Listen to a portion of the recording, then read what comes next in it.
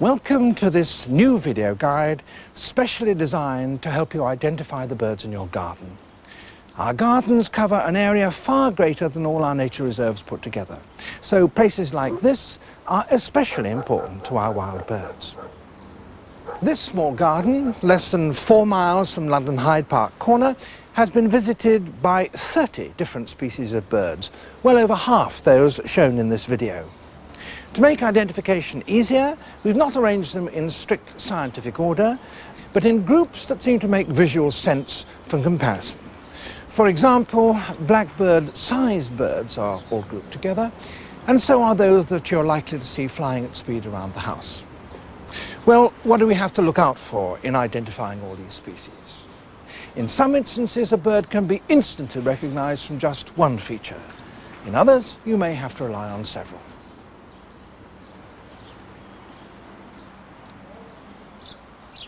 The best yardstick is probably the sparrow, which we all know. But other common birds, such as the blackbird and pigeon, provide useful comparisons as well.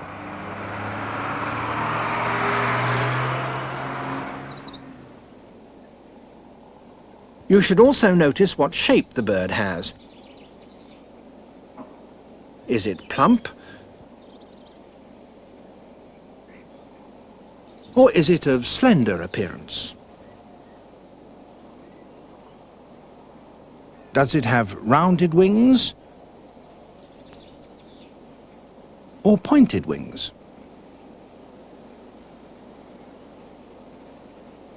Some birds have square-ended tails and some are notched.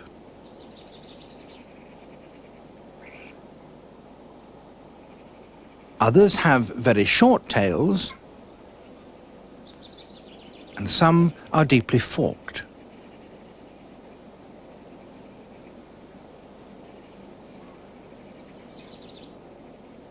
Look out for distinctive markings on the head.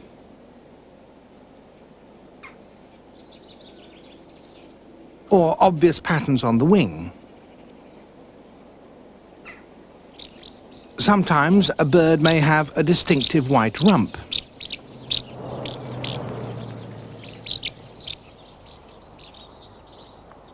Another thing to notice is how a bird moves. Does it hop? Does it walk or run along the ground? Some birds feed mainly amongst the branches, while others usually feed only on tree trunks. Some feed continuously in the air, while others take off from perches to catch insects. It's also worth looking at tail postures. They could be cocked or flicking.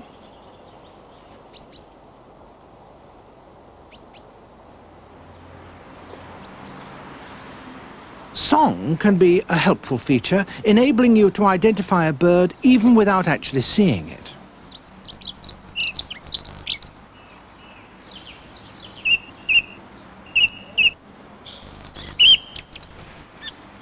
It can also help you to tell apart two similar-looking birds, such as this one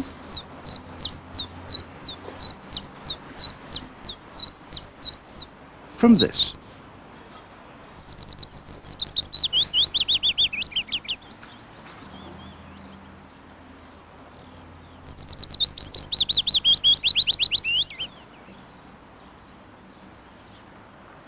And finally, the season in which you see the birds.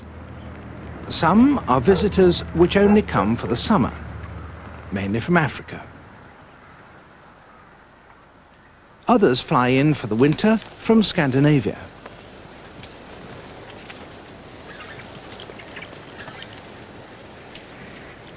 And many birds are in residence all the year.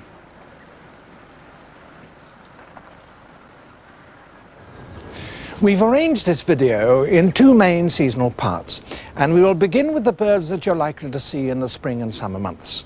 But right at the end, there's a quick reference section in which you can see all the species again.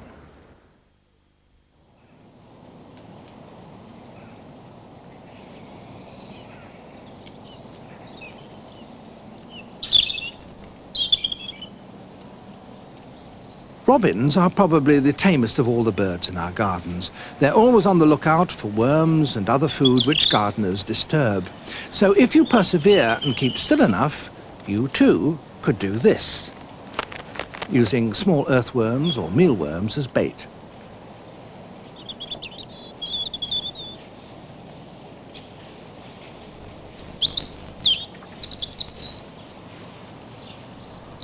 You can hear the robin's song in most months of the year. Robins will even sing after dark by lamplight.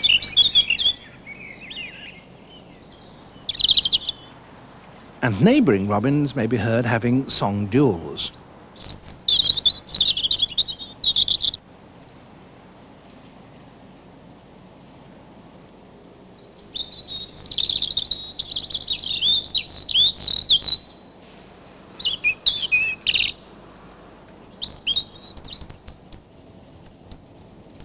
They're rather aggressive birds, and if showing off the red breast doesn't discourage a potential intruder, a fight may ensue.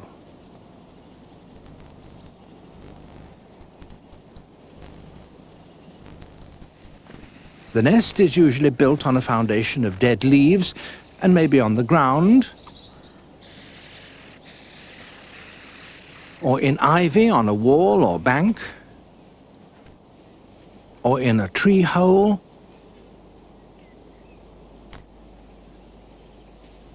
even in an old can.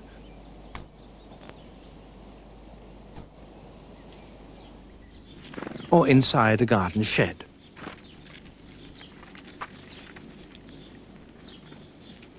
Juveniles, unlike their parents, do not have red breasts. They're marked with brown. At this age, they are particularly vulnerable to cats.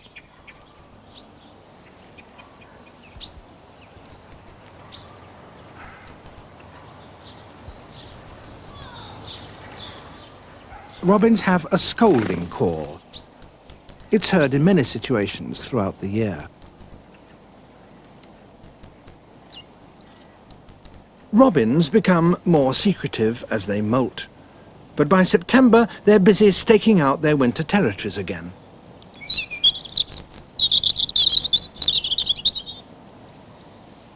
The dunnock feeds on the ground, usually close to cover. It moves with short, jerky hops, flicking wings and tail a lot. Males, females and juveniles all look much alike. This is a female house sparrow. Compared with her, or a juvenile house sparrow, a dunnock has a darker appearance, greyish throat and breast, and a slender bill.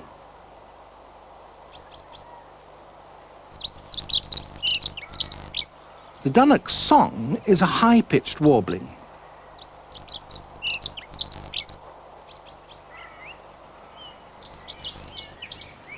The nest is usually in a bush or hedge. Dunnocks, or hedge sparrows as they were once commonly known, are often parasitized by cuckoos, and even in urban areas you may come across this unusual sight. Hedge sparrow foster parents trying to satisfy the apparently insatiable appetite of a young cuckoo.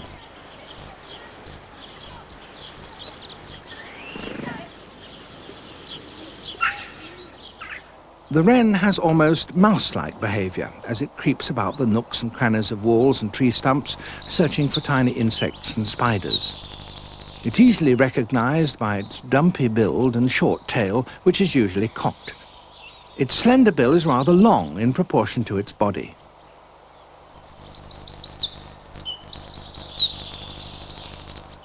It sings in most months of the year with a distinctive trill.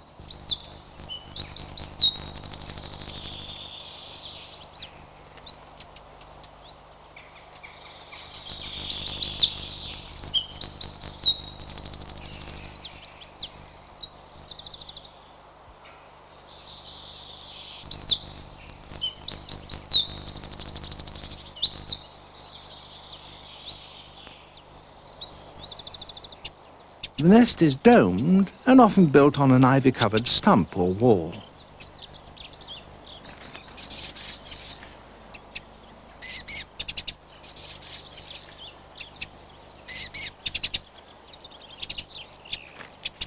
The wren's alarm call is also heard frequently, including when fledglings are around. The young make piping noises.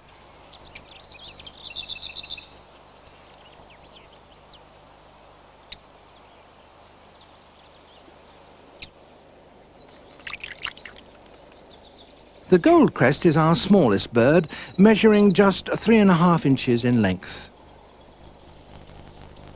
You may catch sight of it in the branches of conifers, which it prefers.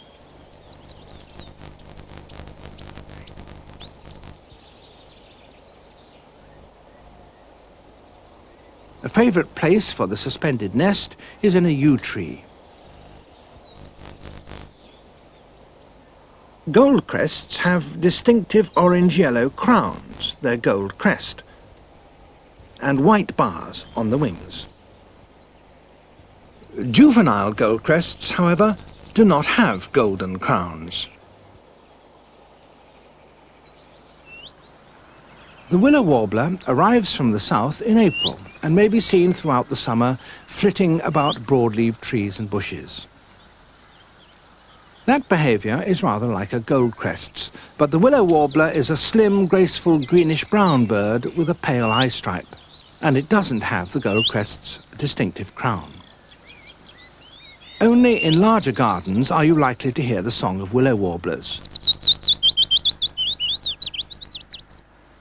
and their call note.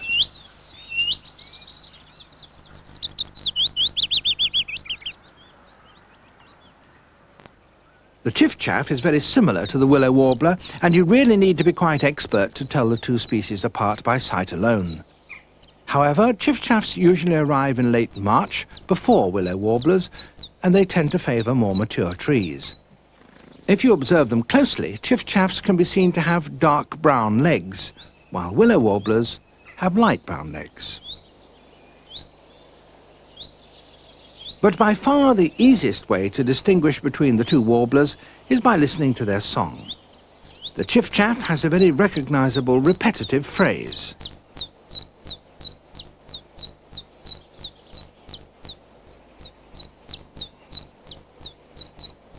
While here again is the willow warbler's song for comparison.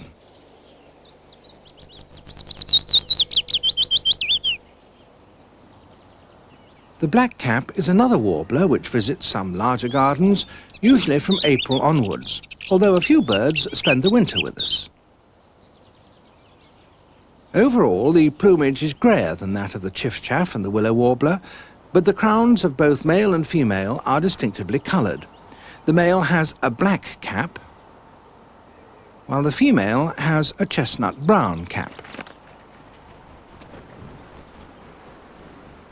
You may hear a scolding call and a song which usually comes in short bursts and is particularly melodious.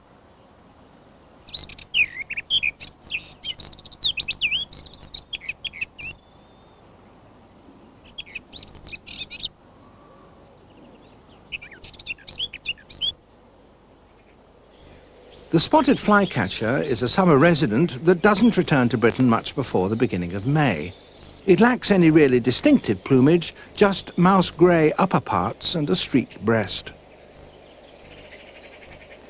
It's their behaviour which helps to identify them quickly, for unlike warblers, they use prominent perches from which to make darting sallies to catch insects. These are slow-motion studies, and sometimes you can actually hear the bill snapping as a flycatcher takes its prey.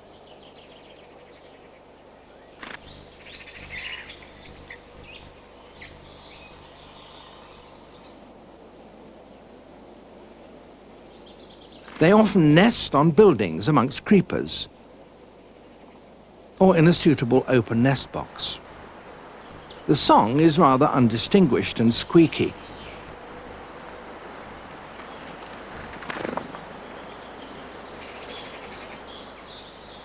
The The pied wagtail is another bird which makes darting aerial sallies for its insect food.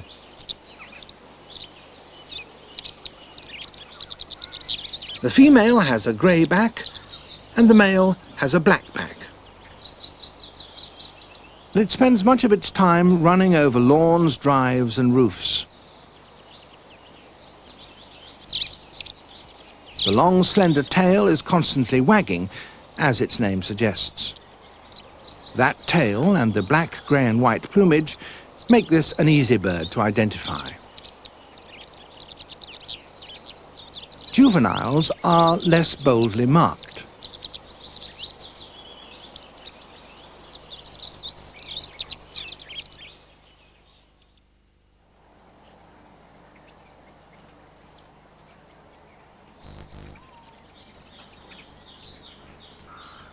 The blue-tit is one of the most acrobatic of our garden visitors, usually feeding amongst the broad-leaved trees.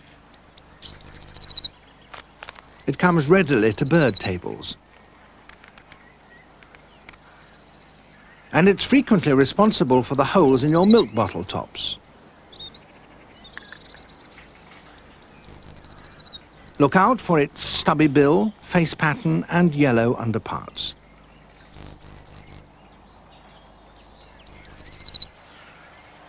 It has many different call notes. Listen also for that song which has a distinctive trill on the end.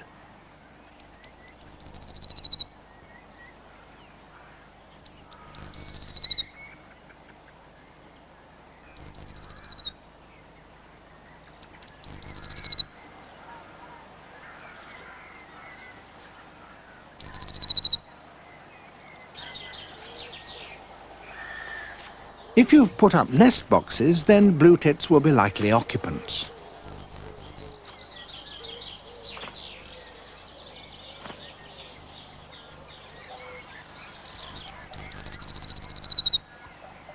Later on you may see the juveniles. They have less striking head patterns and yellowish faces.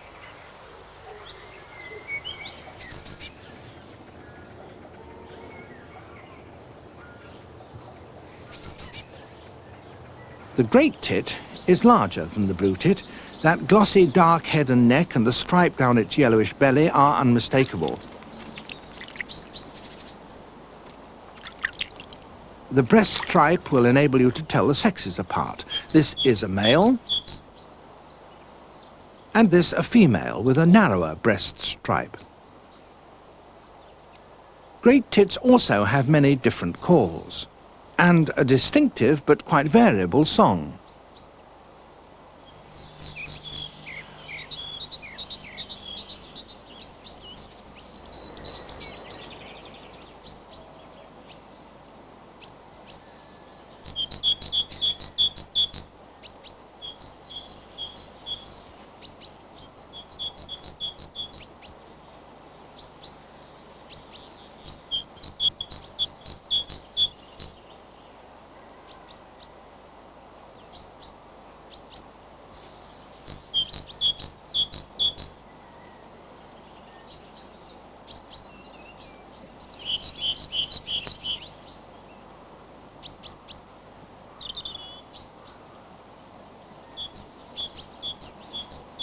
Like blue tits, they're adept at opening milk bottles. The coal tit is smaller than both the great tit and the blue tit, and can often be seen feeding in conifers, although not exclusively.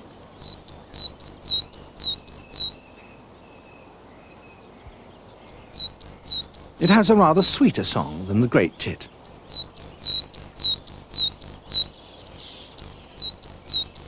By comparing the coal tit with the great tit, we can also see that the coal has no black stripe down its breast, and it has a different head pattern.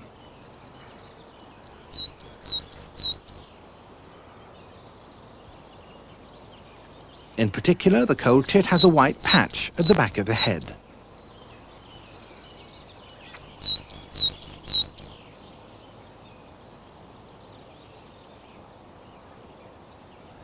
The long-tailed tit is a small, slender bird, but it has a very long tail. It also has a black stripe over the eye.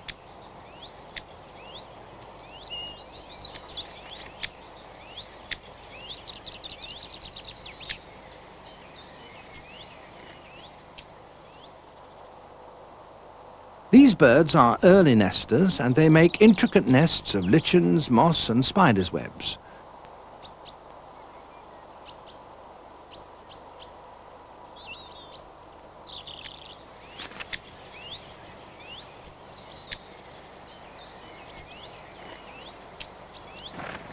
Finally, the domed nest is lined with feathers.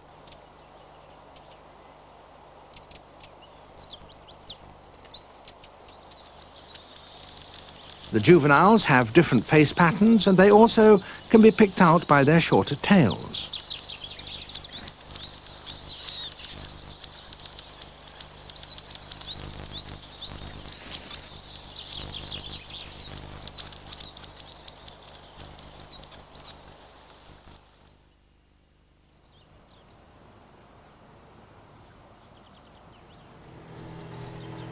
House sparrows. For many of us, perhaps the most familiar of the birds in our garden.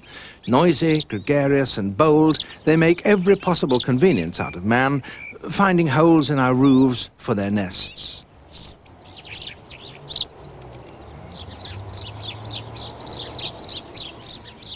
The male is really quite a handsome bird, with its grey crown, black throat and greyish-white cheeks. Compare him with the drab female. Juveniles are rather similar to females, though more freshly coloured. Occasionally, the much more local tree sparrow may be seen amongst house sparrows, and it may be identified by means of its black cheek spot and chestnut head, which both males and females have. Tree sparrow and male house sparrow.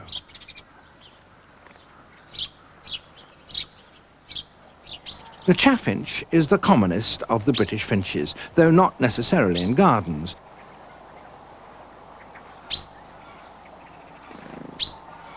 It feeds mainly on the ground, but it will also search among the tree branches for caterpillars and other food. Chaffinches have easily recognized calls, and the male has a brief, accelerating song.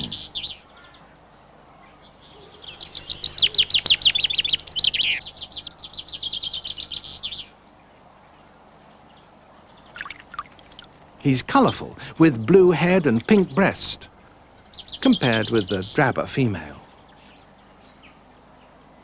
Chaffinches have white outer tail feathers and bold white wing bars. And this is useful in distinguishing the female chaffinch from the female house sparrow.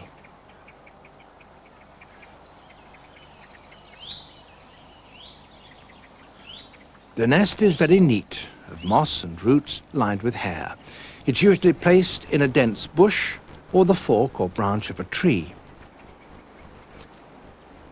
Greenfinches are also common in both town and country gardens. The male is olive green with a distinctive yellow patch along the edge of its wings and the side of its tail. Notice also the much heavier bill, which indicates it's mainly a seed eater.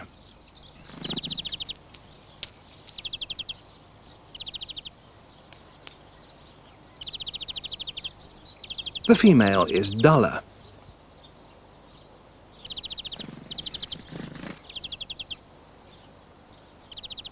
Both sexes have a notched tail. The greenfinch's song can also be heard sometimes during flight.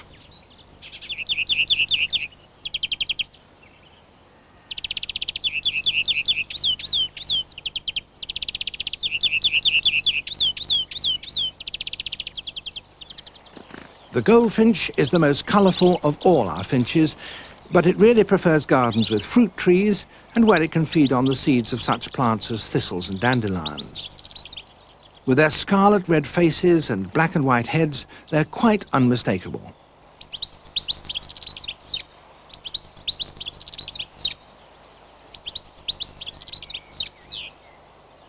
The juveniles only have streaky brown faces.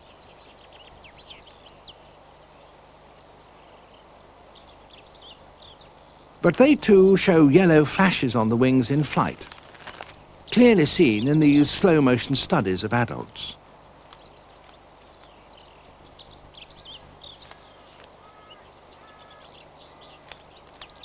Their skill in teasing out the seeds from thistles and other plants is fascinating to watch.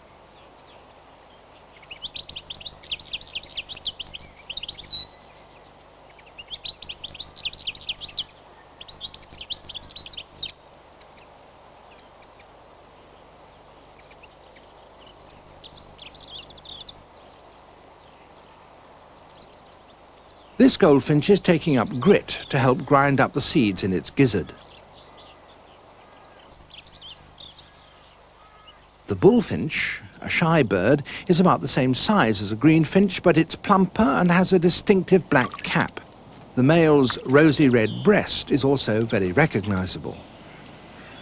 The female also has a black cap, but is less colorful, with pinkish-grey underparts.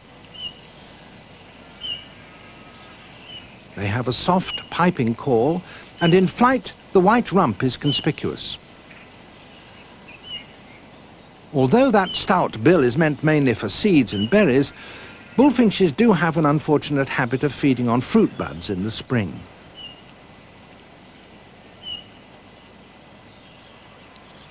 The red poll is a small, streaky brown finch, which can be easily overlooked, although the crimson forehead and black chin are quite distinctive in close-up.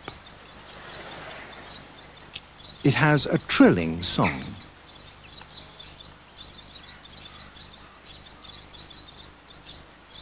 Like greenfinches, red polls have notched tails.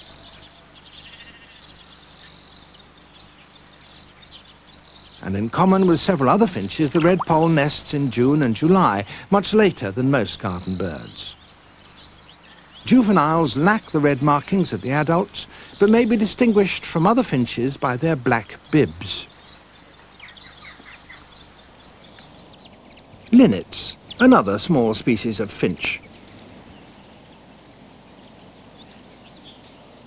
In full breeding plumage, a young male is easy to recognize with its crimson crown and breast.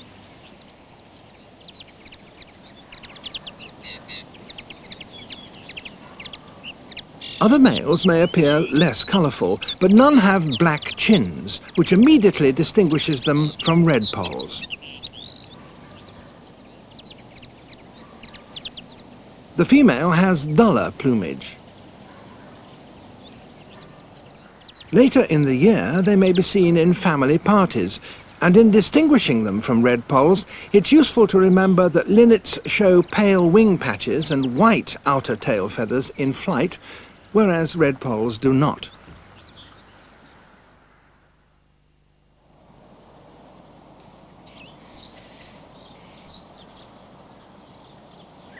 The blackbird is a very common member of the thrush family, and the adult male's black plumage make him easily recognizable. He has a bright orange-yellow bill and yellow eye-ring.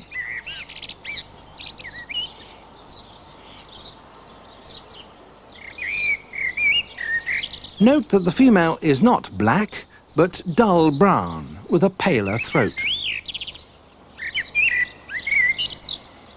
The blackbird has a beautiful flute-like song.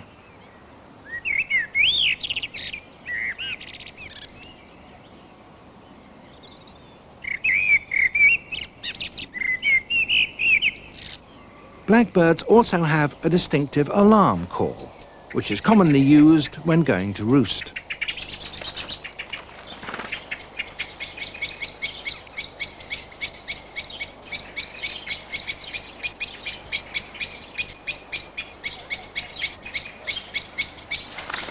They feed mainly on the ground, hopping and running with pauses while searching for earthworms.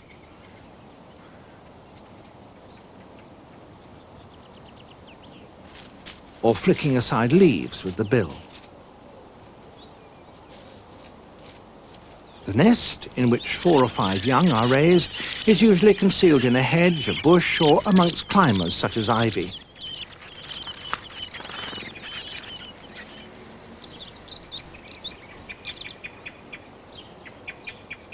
The juveniles are also brown, rather paler than the female, and with mottled underparts.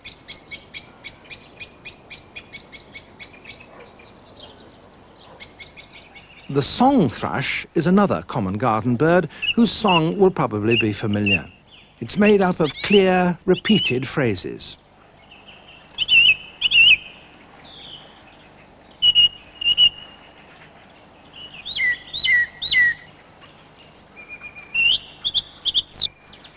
You may not always be able to see it well while it's singing, so here is the blackbird in song for comparison.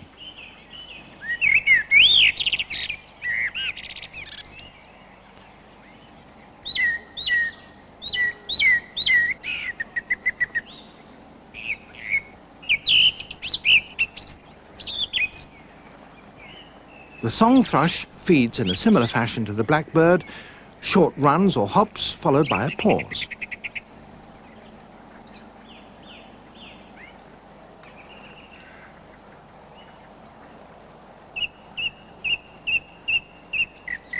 In dry weather, they feed on snails,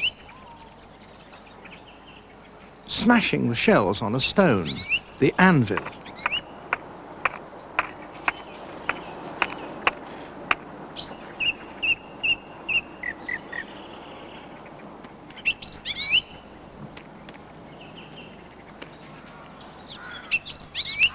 The nest is rather like a blackbird's, usually in a hedge or a bush, but unlike the blackbird's, it's lined with mud.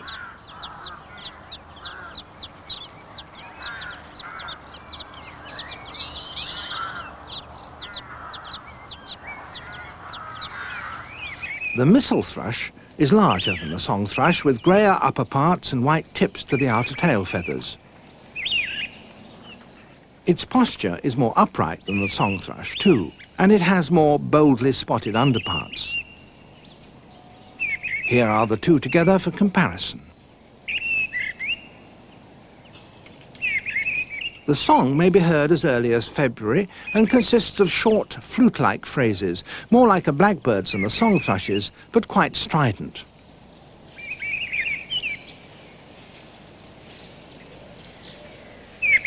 You often hear their distinctive rasping call too.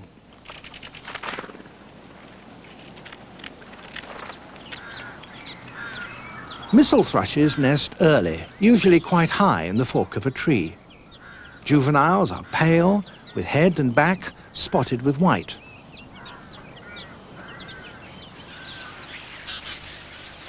Starlings are bustling, gregarious birds, often jostling other birds for space at the bird table. Although quite dark, they can easily be distinguished from blackbirds by their shape and plumage. They're plumper, have shorter tails, and some speckles on their glossier plumage. The starling's song is a mixture of warbling, clicking, and whistling. And, as they're good mimics, they'll often include snatches of other bird calls.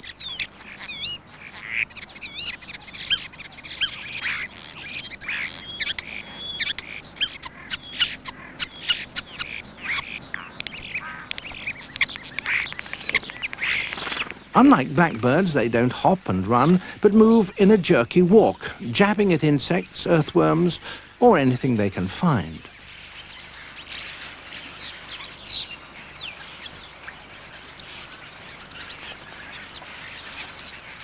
They nest in holes in buildings and in trees. The juveniles are mouse brown in colour with a pale throat.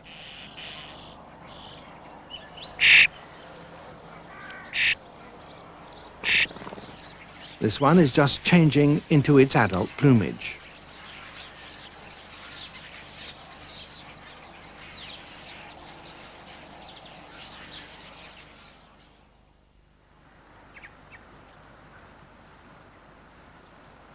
Swallows usually arrive from Africa during April. The sexes are alike and have distinctive chestnut-red foreheads and throats, and long tail streamers. These are slow-motion studies. When feeding, they fly lower than martins and swifts.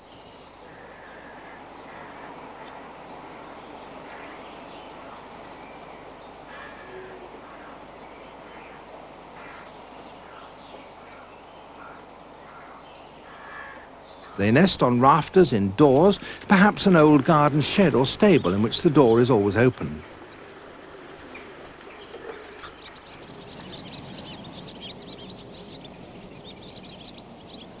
After they leave the nest, you can recognize the juveniles by their short tail streamers. Here is an adult and a juvenile for comparison. During August, large parties of swallows assemble before their migration back to Africa.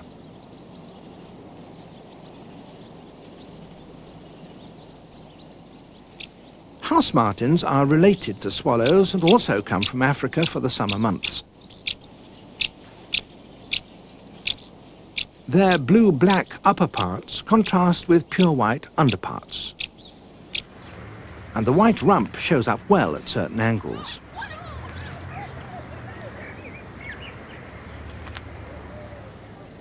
House martins tend to fly higher than swallows, but even at a distance, you should be able to see that the martins do not have the long tail streamers which are so distinctive of adult swallows. You can sometimes see the house martins gathering mud from a puddle to build their nests under the eaves of houses.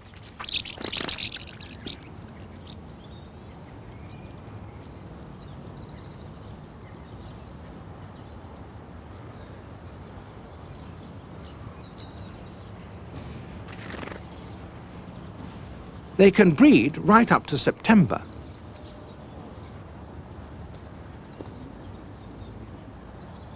In a good year, a pair will raise 3 broods.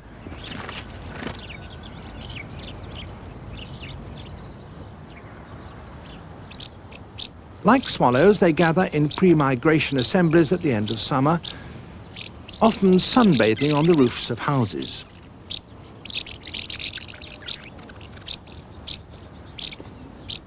Of the 3 kinds of birds that you will see flying at speed over the housetops, the swift is the latest to arrive and the earliest to depart. It's not usually seen until the last few days of April at the earliest, and is gone by mid-August. In fine weather, it's the highest flyer of all the aerial feeders, but even at a distance, its scythe-like wings and short forked tail should help you to identify it. Swifts also have a distinctive screaming call.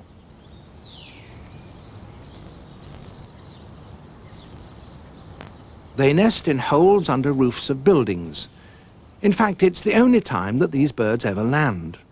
So you will never see them assemble on wires or roofs before migration as you do with swallows and house martins. Apart from that difference, the 3, swifts, house martins and swallows, can be readily distinguished by their flight silhouettes. Here's the swift, uniform sooty brown plumage, next to a house martin and a swallow with long tail streamers.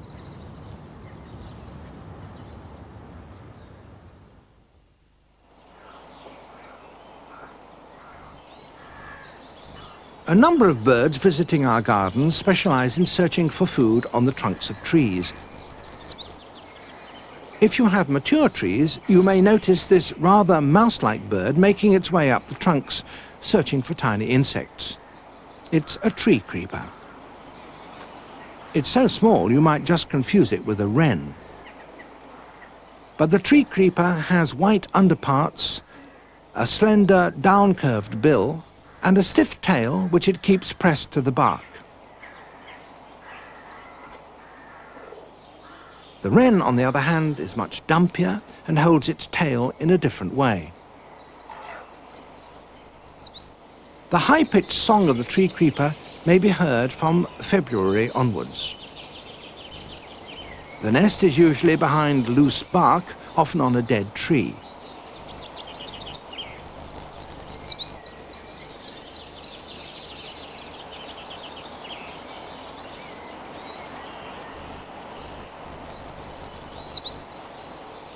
The nuthatch is another bird that may be seen climbing about tree trunks and branches.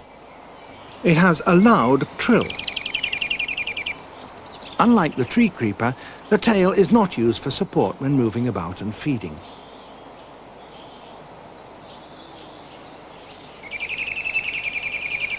Although it's able to move in any direction, you very often see the nuthatch moving down trunks, while the tree creeper invariably moves upwards, often in a spiral. Nuthatches have strong, woodpecker-like bills, which they use for chiseling open nuts.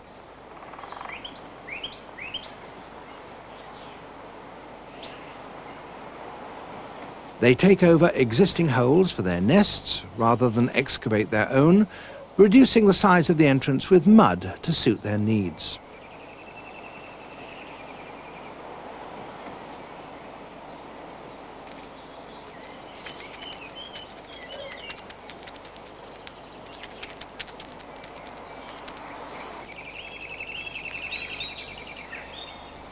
Great spotted woodpeckers are usually only seen in well-wooded gardens. Although they will occasionally feed on the ground and visit bird tables, particularly in winter, they're mainly seen on tree trunks and boughs.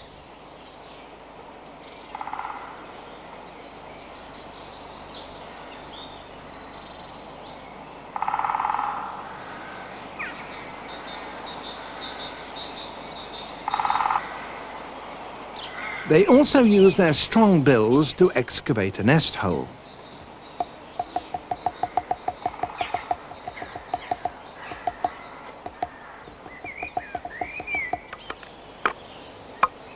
With this species of woodpecker, you can easily distinguish male from female.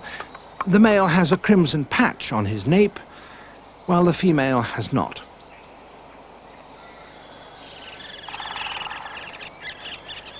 You can see both attending their young here. First the male, and then the female.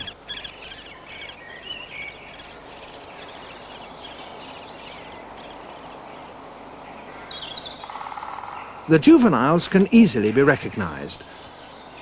They don't have the same head markings as their parents. Instead, they all have distinctive crimson crowns. In the green woodpecker, the sexes are similar. The laughing call, which can be heard from afar, is easily recognized. Its plumage is very different from that of the great spotted woodpecker. During its undulating flight, the yellowish-green rump shows up well.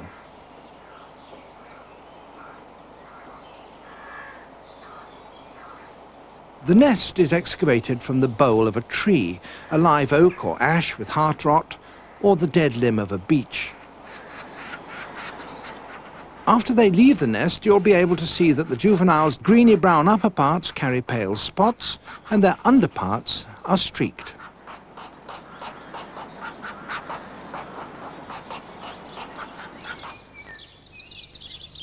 Green woodpeckers often feed on the ground, usually on ants, so they may be seen on lawns of larger gardens. This is an adult, and this is a juvenile.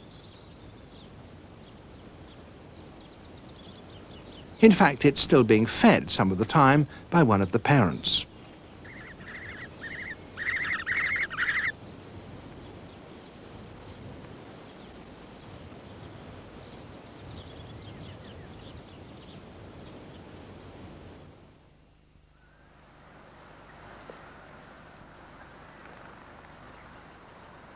The wood pigeon is the largest of this group of birds. It's rather heavily built with white neck patches. Wood pigeons make a noisy clatter of wings when they're disturbed.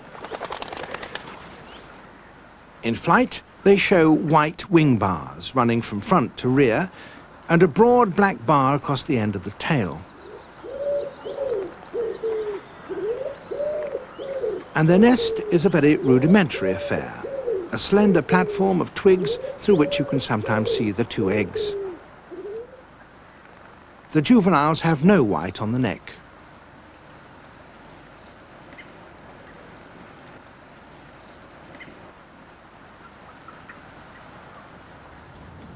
Feral pigeons are descendants of rock doves which nest on cliff ledges, so it's not surprising that feral pigeons choose mainly to nest on the ledges of buildings.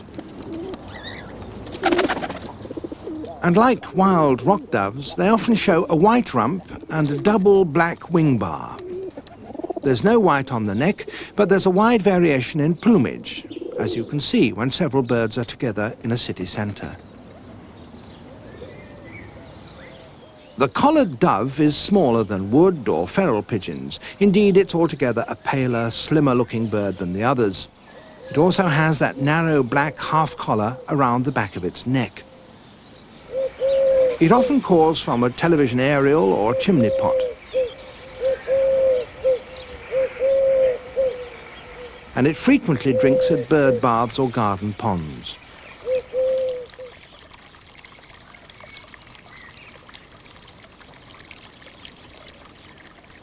In flight, it shows a relatively long tail with a black and white pattern underneath. And here again are the three birds in this group for comparison. The plump wood pigeon with its white neck collar,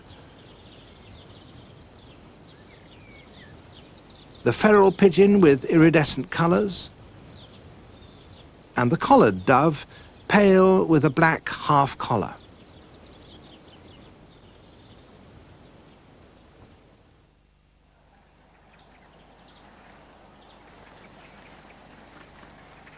The magpie is one of the easiest members of the crow family to recognise, with its striking black and white plumage and long wedge-shaped tail. Notice the wing pattern in flight. The sexes are alike.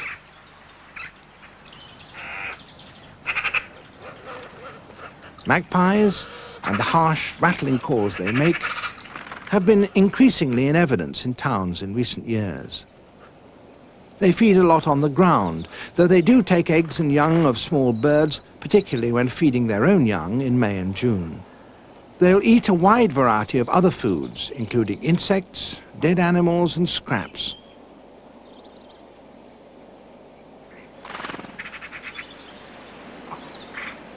They build a large domed nest in a thorn bush or tree, though in recent years some birds seem to be doing away with the dome.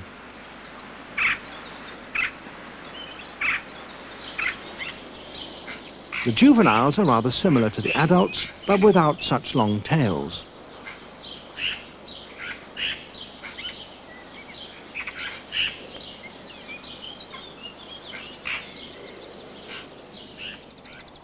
Jays are certainly the most colourful of the crow family.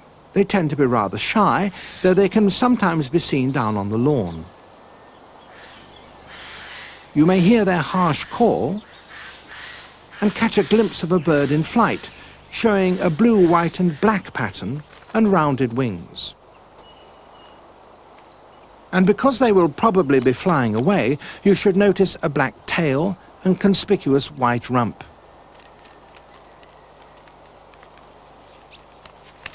In autumn, they are frequently seen around oak trees, gathering acorns. Carrion crows are uniformly black. They too have adapted to town life in some areas and so are seen in gardens from time to time. They have a deep hoarse call.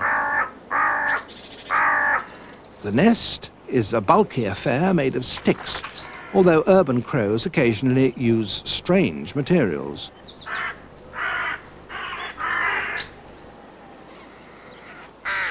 An adult rook is similar to a carrion crow, except that it has a longer, sharper bill, longer tail, and, most obvious of all, a bare, greyish-white face. Note that the carrion crow's bill is stouter and is fully feathered at the base. Rooks have a rather sedate manner of walking. They nest in groups, in trees, rookeries, and they have raucous calls.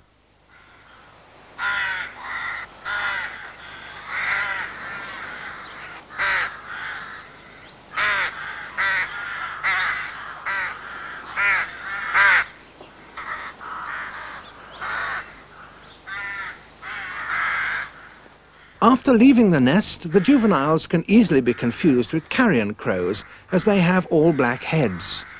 But remember that rooks have longer, more pointed bills than crows.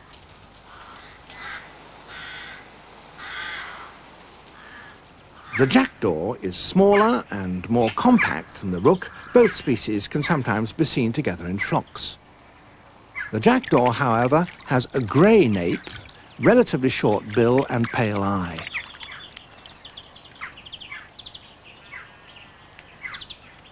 It flies with quicker wing beats than a rook, and its calls are higher pitched. Jackdaws will nest in holes in trees, old buildings, and even chimneys if the fires are not in.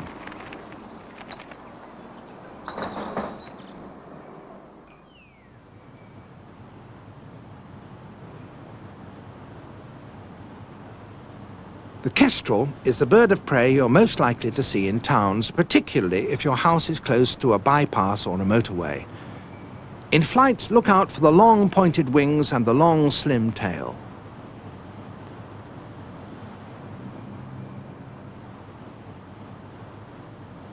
When it hovers, trying to spot small mammals, it spreads its tail.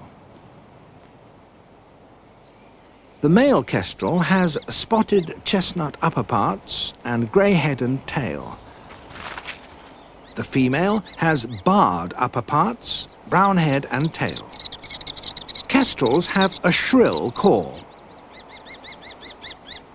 They nest in holes in trees, but in towns they're more likely to choose a ledge high up on an office or industrial building, or a church.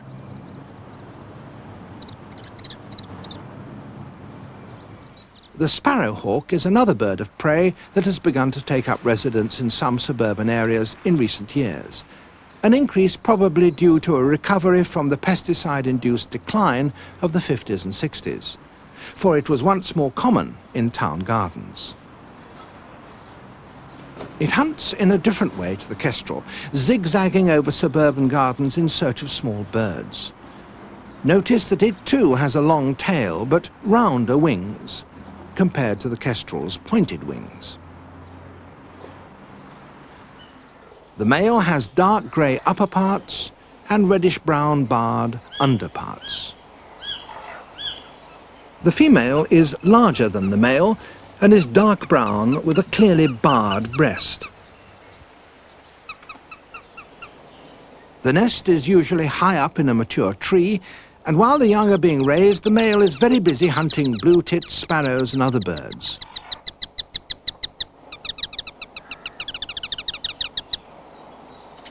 Sometimes prey will be taken at a bird table.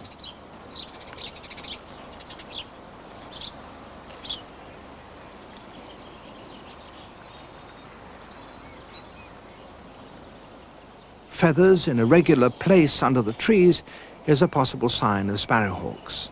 They have regular plucking places where they dismember their prey. The tawny owl is a nocturnal bird of prey with mottled brown plumage.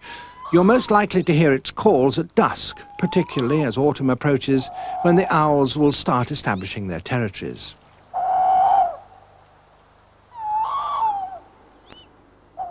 They nest in tree holes or large nest boxes.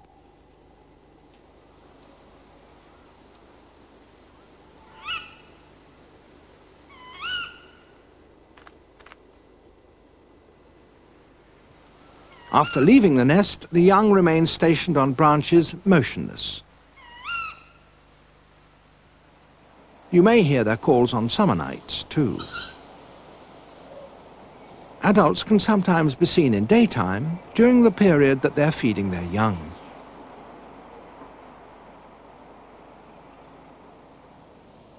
As some gardeners know to their cost, herons prey on fish. There's not much mistaking a heron. In flight, look out for a very large bird with slow wing beats and bent neck. Herons have a single, harsh call. Only individual herons will visit small garden ponds, usually in early morning in summer and autumn. This is an adult, but it's mostly juveniles with grey heads which are seen in this situation.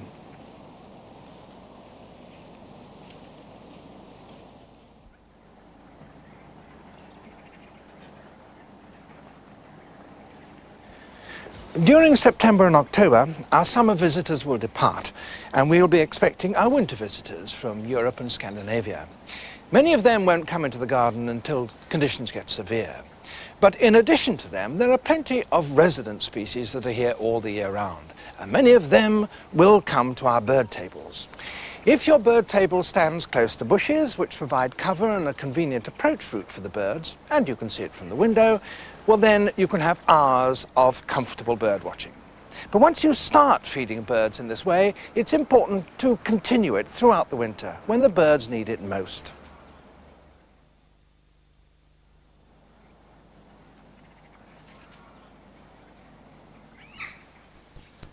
Several birds in this category can be seen in the garden all year round. The robin, for example.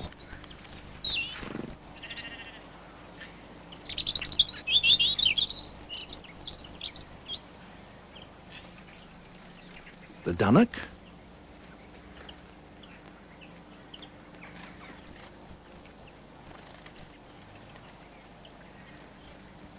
The goldcrest.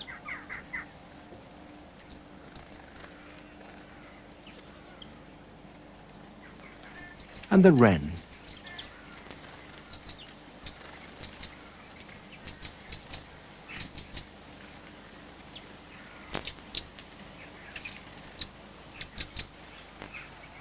Blackcaps may also be seen in gardens during the winter months. But these birds probably are not the same individuals as those we may have noticed during the summer. These wintering birds apparently move over to us from Eastern and Northern Europe. Remember that the female has a reddish-brown cap and the male has a black cap, hence its name.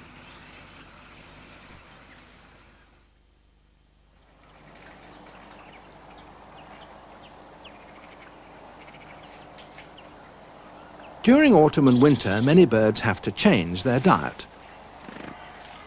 There are few caterpillars and other invertebrates around, and although some tits are known to store insects, rather like squirrels store nuts, the great tits and blue tits will be searching for beech mast and other seeds.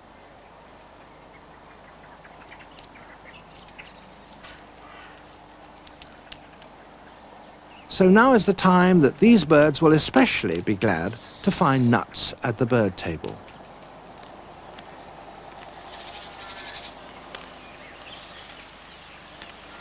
It's worth noting that during an average winter's day, a great tit will have to consume about 1/3 of its body weight in order to survive. Blue tits will probably be the most frequent visitors to your bird table. Coal tits will also be glad of the food that you put out.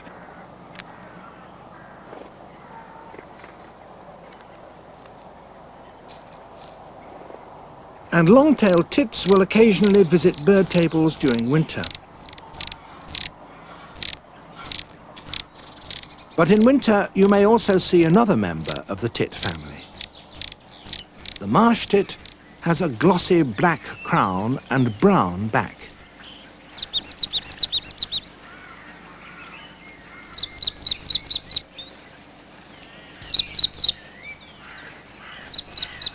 Look out for the white cheeks and small black chin.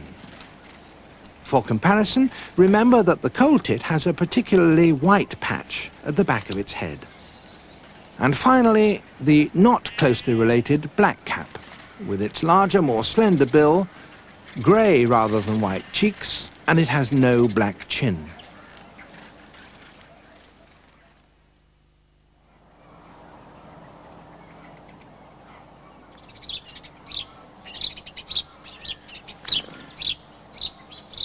In addition to the common house sparrow, many of the finches seen during the summer will also be visiting gardens during the winter.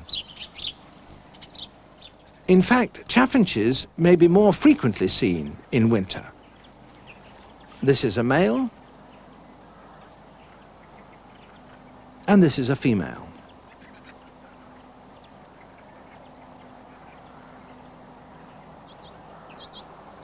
Greenfinches are frequent visitors to the nut containers at bird tables. This is a male, and this is a female.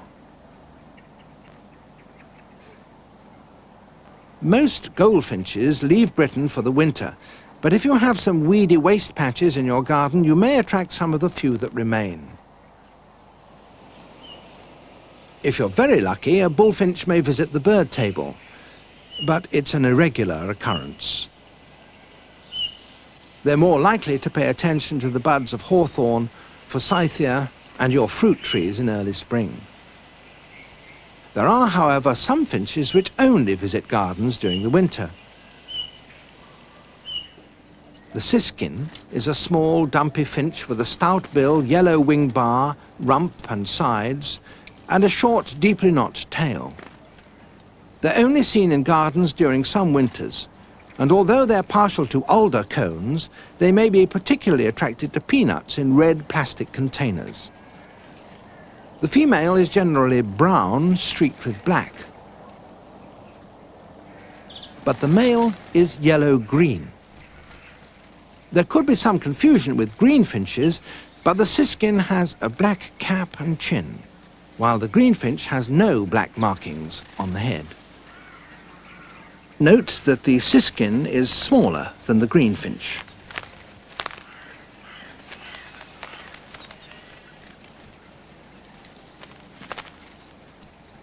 The brambling is another winter visitor, and it's rather similar to the chaffinch.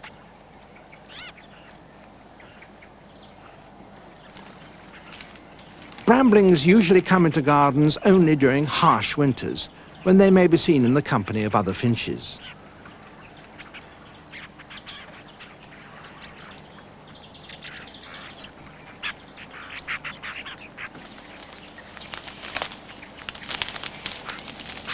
The male brambling has attractive plumage with mottled brown head and an orange shoulder patch.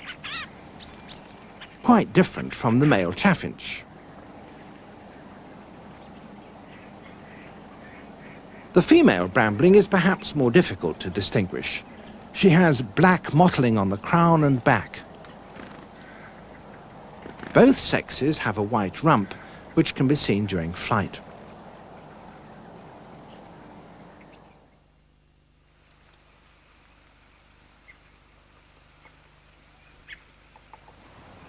Gangs of starlings are likely to be around all winter. And you will certainly see blackbirds. This is a male. And this is a female.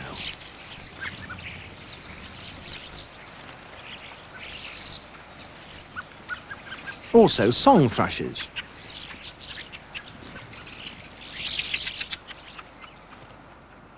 Missel thrushes may also be seen, and they will start singing in February.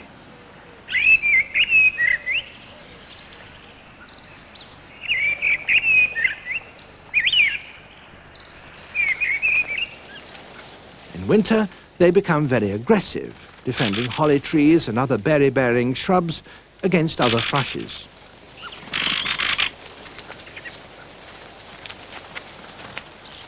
The fieldfare is a visitor from Scandinavia and most likely to appear in gardens during hard winters. Slightly smaller than a missel thrush, it has handsome markings, a grey head with a black mask, and a golden brown throat and breast with bold spots.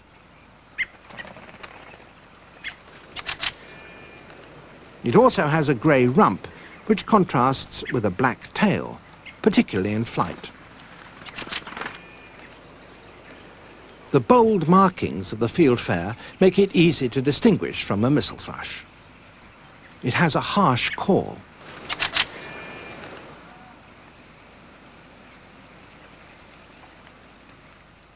The redwing is another winter visitor from the north, smaller and darker than the song thrush, and with some attractive markings. Look out for the chestnut red flanks and the buffish white stripe over the eye. These features clearly distinguish the redwing from the song thrush.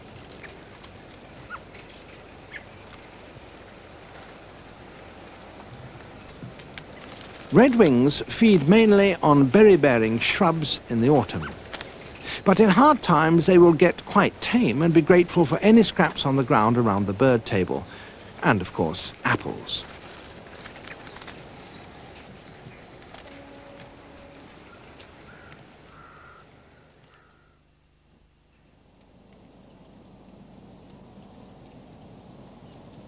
The nuthatch is resident all year and can be fairly readily attracted to bird tables. It's particularly partial to peanuts and sunflower seed.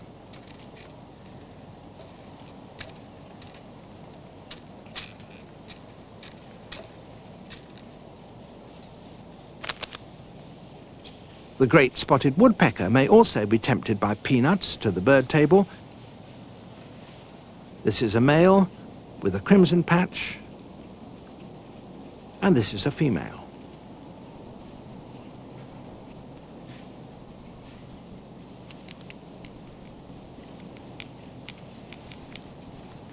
The tree creeper may put in a rare appearance at a bird table, but is more likely to stay on the trees. Tree creepers have developed the habit of roosting in cavities in the soft bark of the trunks of redwoods.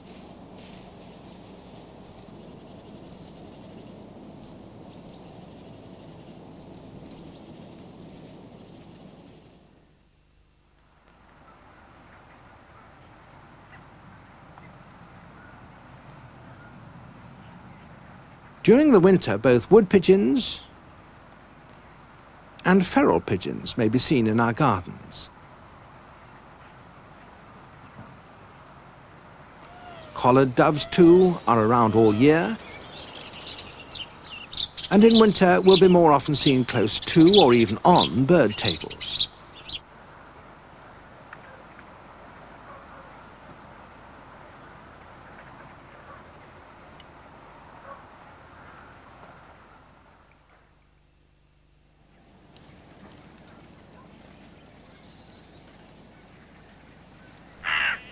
All the crow family are resident during the winter months, and so you may see a carrion crow,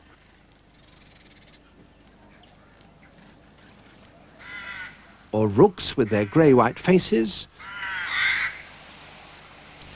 as well as the smaller jackdaws with their grey napes and pale eyes.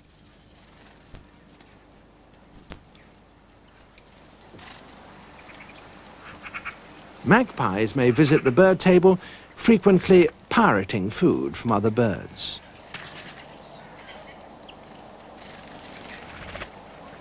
And jays, usually rather timid, may be hungry enough in hard times to come so close that you can admire their attractive plumage. They tend to be early morning visitors.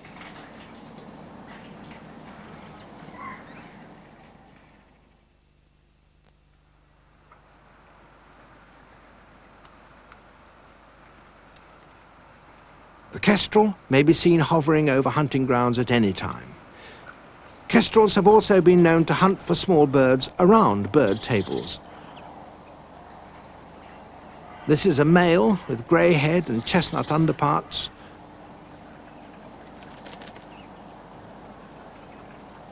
And this is a female with brown head and barred underparts.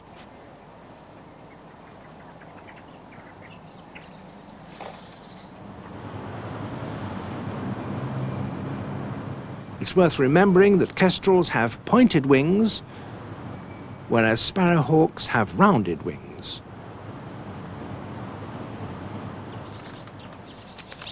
Sparrowhawks may put in a brief and sudden appearance at a bird table in an attempt to catch a small bird.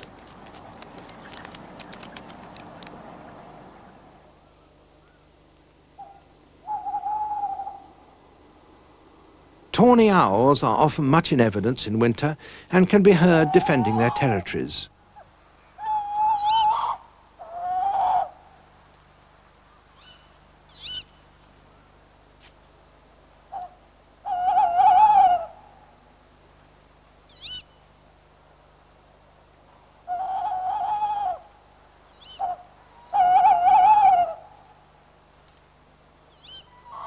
An appearance at a bird table would be very rare.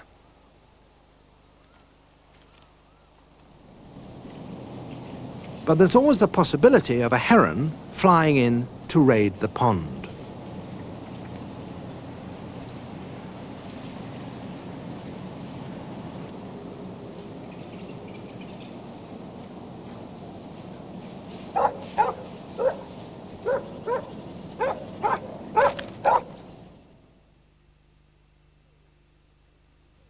This section enables you to review all the birds in the video quickly. The reference numbers refer to the order in which the birds first appeared in the main part of the video. We've repeated some of the most common songs and calls, and we've included a few extra species that are only occasionally seen in gardens.